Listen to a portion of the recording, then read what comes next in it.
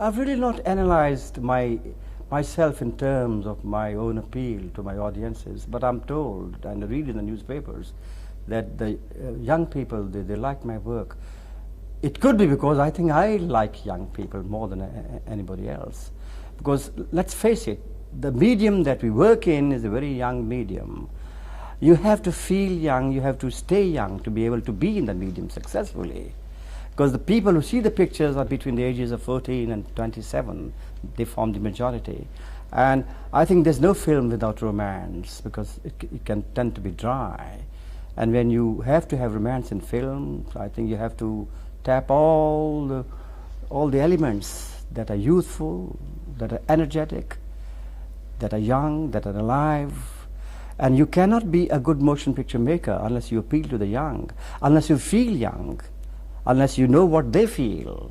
And I think temperamentally I feel very comfortable with the young people, with new people. Because number one, I travel a lot, and I think I go around and I see and I move around and I read books also. I mean, everybody reads books, there's nothing new. But then I think the more you have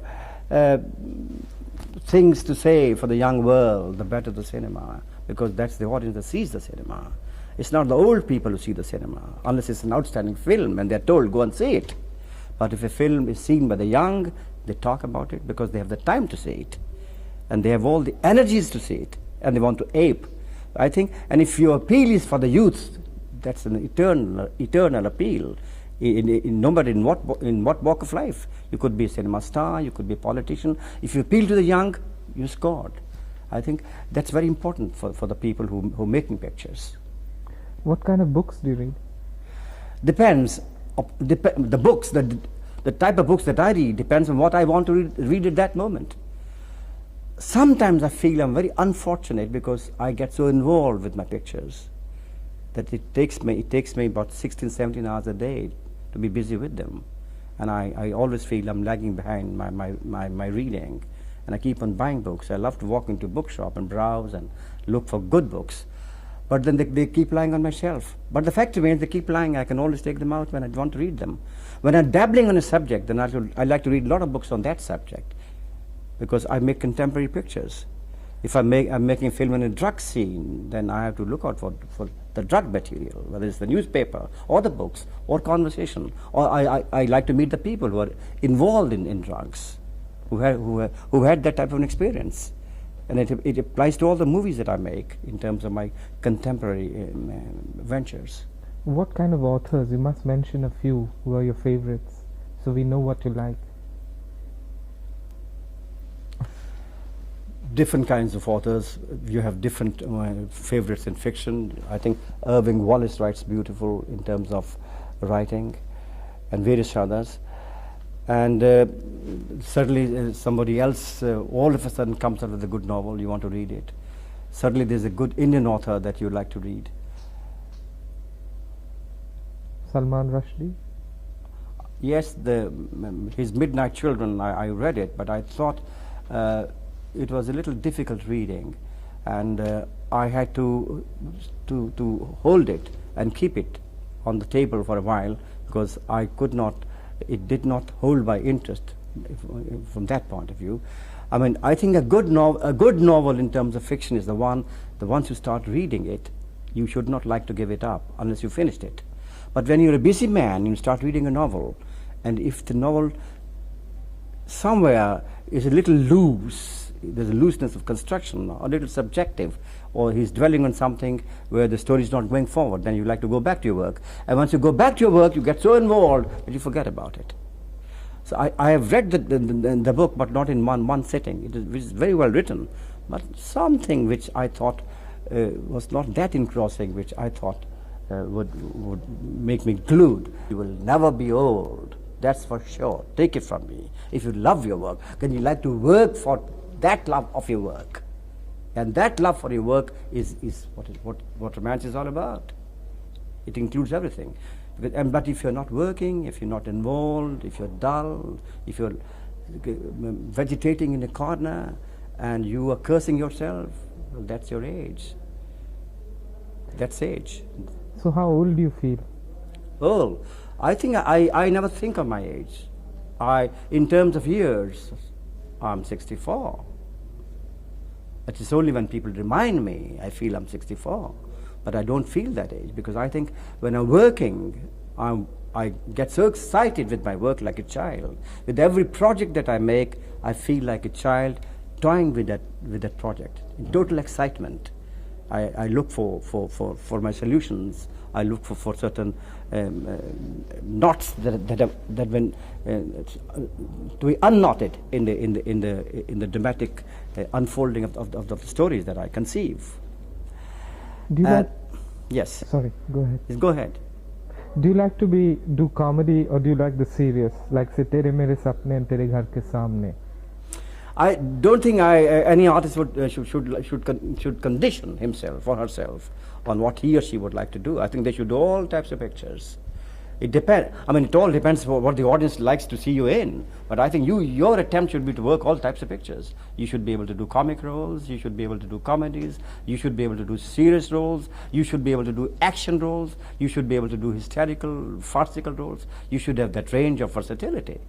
You should really not pin yourself down. But again, the audience has in mind some stars with images, and those images become so strong in certain cases that stars normally do not like to step down from those images, because it disturbs the audience, which is unfortunate to my mind. What do you think of the Kala Bazaar role? Kala Bazaar. Nice. It was Kala Bazaar was singing and action and a bit of an underworld activity, which is very interesting for the audience, and I love performing it. Because the film that I've done so far, I've always done pictures that I've liked to do. No picture has been thrust upon me, and I've not done many pictures in my span of 40-45 years. If the stars of today, in 40 years, they would have done 500 pictures, the way they don't refuse a picture. But I've never done a picture, never overbooked myself, never done more than 4 or 5 pictures, which include one of my own. And when I'm doing my own picture, creatively, of which I've conceived and written and directing and also acting in, it takes me 17 hours a day to work on that project. So when I'm doing my own picture, where's the time for me to do outside pictures? There came a time when I switched over as a director, I chucked all the pictures. I stopped working outside. How many have you done about? Do you know? I think people say so. I think they say done about 105 or 106. I've lost count, but that's not much by today's standards. Imagine starting my career in 1945. 1945, I was very young. 1945 to 1988, doing only 105 pictures is nothing by the standards of today's actors. Mm-hmm. You meet an actor of today who's been in the limelight for 3-4 years, they probably already have done 70-80 pictures. Kala Bazaar, how did you shoot outside Metro? You remember? We shot outside the Liberty Cinema. We shot the premiere of Mother India. We sought the permission of the late, very beautiful man, Mr. Mehboob Khan. They were holding the premiere, and he had invited all the stars to come and attend the premiere.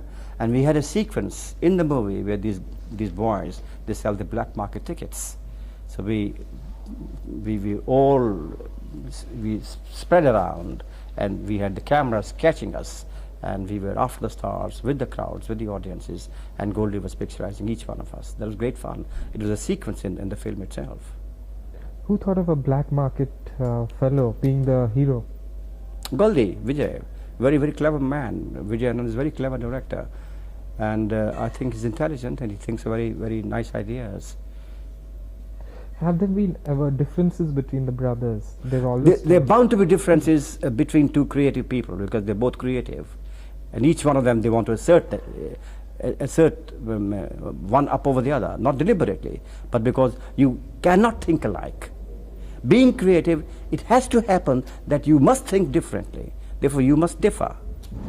Now, if you differ, you can either be friends, retain your friendship, or you can agree to part. But have there been differences between the three, Chetan, you and Goldie? I'm sure there must have been differences. That's why we are not running one concern together. Chetan makes his own types of pictures, and Goldie plans his own type of pictures, and I make my own type of pictures.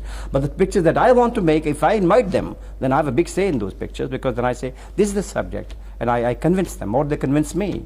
It's a matter of who convinces who. What kind of a discipline do you have in terms of diet, thinking, behavior?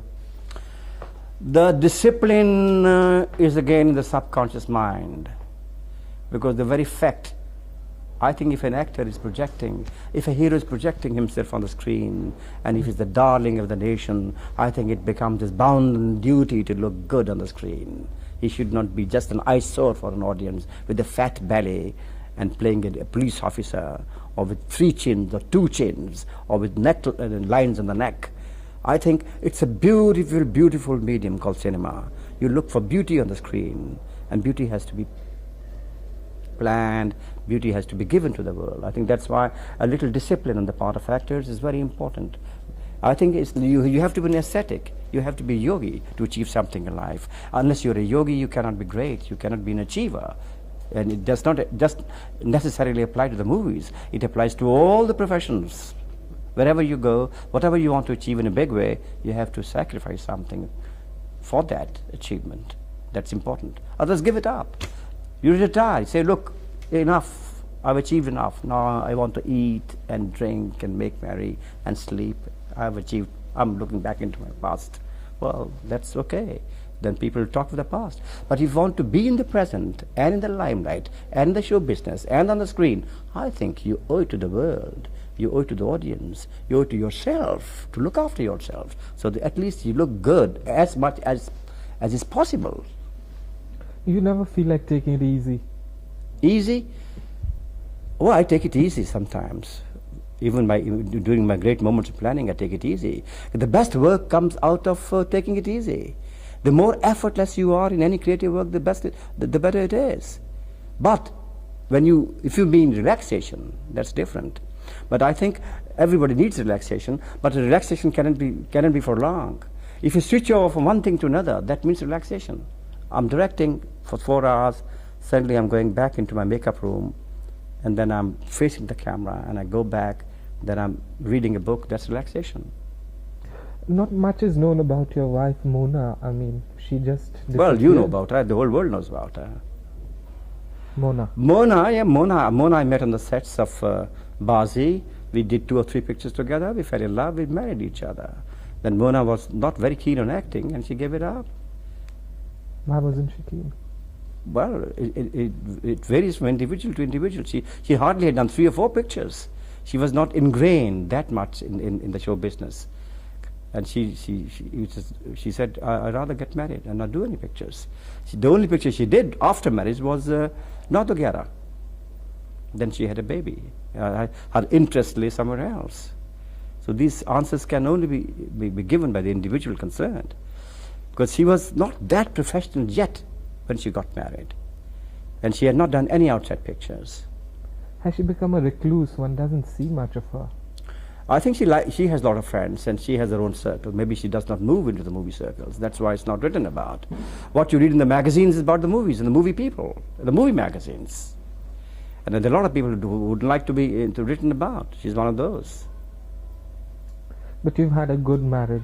Yes, well, evidently. We're still living together. We were happy. We have 2 kids who are very happy. What's Sunil like? Do you think he has what it takes? I think he's quite a lot like me. He's very introvertish. He's very withdrawn, Sunil. He's shy, and he's obstinate. He's stubborn, and he wants to make it in a big way. He does want to make it in a big way, and I think he will. And because his dogged perseverance will help him. And his 2 films are awaiting release. One is the one made by Goldie for him, Main Tere Liye. One is a film that he shot in Chicago called Car Thief. And now he's making a picture with newcomers, a picture called Savdhan. He's going down south to Kerala to shoot it after a few days. So you never know. A lot of people make it a little late in life. A lot of people, after having got a break, don't make it. A lot of people make it and then lose it after a few years. Who knows? Nobody knows. Because he's still life ahead of him. What about Devina? What is she like? I mean, is she Devina is a bit of an extrovert, very unlike Sunil, because Devina she's happy-go-lucky, and she loves fun. And I sent my kids to Missouri for their education, and then I sent them abroad. And Sunil went to America, Davina went to Switzerland, then she went to London, she learned photojournalism, she wanted to handle the camera, which she does handle very well. And then suddenly, like all girls, they end up in marriage. She meets a boy, and she suddenly comes to me one day, Papa, this is the boy I love. So I looked at the boy, I said, you love her? He said, I love her. Are you sure? We are sure. What do you want to do? We want to get married. When do you want to get married was my next question. They said, anytime you like. I said, you decide, and we'll see that you get married. So I'm one of those fathers. Because if I'm freedom loving, what right I have to hold my kids from living that type of freedom, as long as they're not doing something which is stupid or wrong or evil or wicked or dirty. And I think the sooner we learn in our country about this, the better it is. Because I think we are now in 1988. So my kids are modern, if that is, and they have been brought up in that type of an atmosphere, and they have those types of parents, and they're happy as they are. And I don't think I want to dabble any further in his career, because my duty as a father is over. I gave him a break, I made a picture for him. It all depends upon him, how he wants to make out of it. How did you feel on becoming a grandpa? Well, I still feel the same, except that it's a good feeling to have a small little child and playing with the child, and it's a very cute little girl, and Davina wants to flaunt it all the time, and you can feel shades of yourself, shades of Mona, and shades of Davina and the little child, and that gives a good feeling. But I feel, I don't feel from that very grand pish point of view, grandfatherish point of view, I don't feel that old enough that I think it's a process of life. You can be a grandfather at the age of 40, you can be a grandfather at the age of 70. It's a good feeling, it's an addition to the family. It's a lovely, lovely, lovely child. Davina loves her, we all love her. Okay, suppose you had to go to a desert island, which 3 films of yours would you take along, just at instinctive? Which 3 films? Directed by me, produced by me, acted by me? Acted, produced, directed. Give you the choice. Anything. I got to go backwards and think of all the films. It has to be instinctive. Instinctive? Instinctively I would choose so to take with me on a desert island. I would not, if given a choice, I would not like to take my own pictures, because I don't like to see my own pictures. But for the world, certainly, there are 2 types of audiences. One is the box office type, because the pictures become a hit, that's why they should see it. The other is a film that you liked yourself and it has not become a hit. I think I could probably want to carry, I don't think I'd like to carry a picture, because I wouldn't like to carry my work for the world, really. But I think, from my own point of view, Guide was a good picture, Hare Rama, Hare Krishna was a good picture, Desh Pardesh was a good picture. Picture that did not click at all with the people, portions of it I thought I enjoyed making. It was ishq, ishq, ishq. It was a very thin story. It was a disaster on the screen, but I think we enjoyed making it. It was a great adventure making it in 2 months. We climbed up the mountains from Pokhara up to the Mount Everest region. It was 7-8 weeks. But again, in films, audience ultimately they are the judges. As the saying goes, would you like to go with the boots on? I think so. I think every man who's working creatively, whether he's a writer or a film director or a composer or a painter or a sculptor or even a politician, who wouldn't like to die with his boots on, as long as you're creative? I think it's great when you're creating, you're living, and who doesn't want to live eternally? I think when you're creating, you're living all the time, you're not dead. And when you're not creating, then you're static. When you're static, it's stagnation. When stagnation, it's death. It can be any time. So I think I'll go on working like this, because I love it.